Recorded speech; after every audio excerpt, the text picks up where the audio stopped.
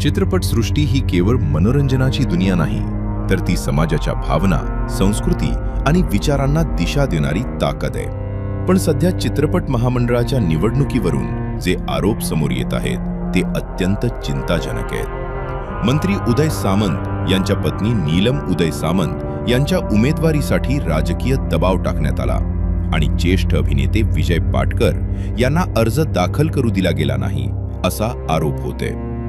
हे आरोप कितपत खरे किंवा खोटे याची चौकशी होणं गरजेचं आहे. पण जर यात तथ्य असेल तर ही केवळ एका व्यक्तीची अडवणूक नाही, तर संपूर्ण कला क्षेत्राच्या स्वातंत्र्यावर घाला आहे. चित्रपट क्षेत्र हे कलाकारांच्या कलेवर चालतं, राजकीय दबावावर नाही.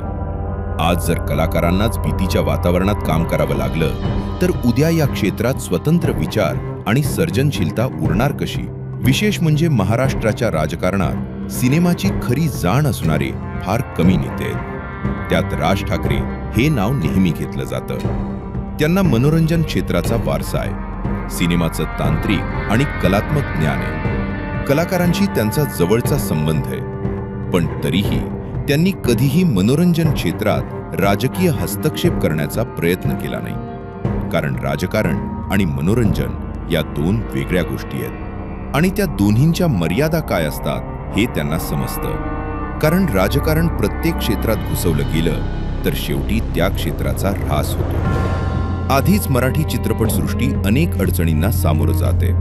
आर्थिक संकट, थिएटरची कमतरता, मोठ्या बजेटच्या चित्रपटांची स्पर्धा आणि आता जर राजकीय हस्तक्षेपही वाढू लागला तर परिस्थिती आणखी गंभीर होईल.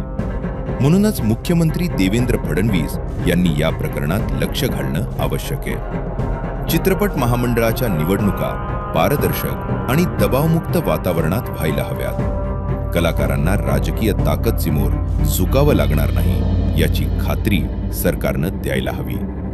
कारण कला जिवंत राहिली तरच संस्कृती जिवंत राहते आणि राजकारणानं जर कलेवर नियंत्रण मिळवायला सुरुवात केली तर त्याचं नुकसान शेवटी संपूर्ण समाजालाच भोगावं लागेल.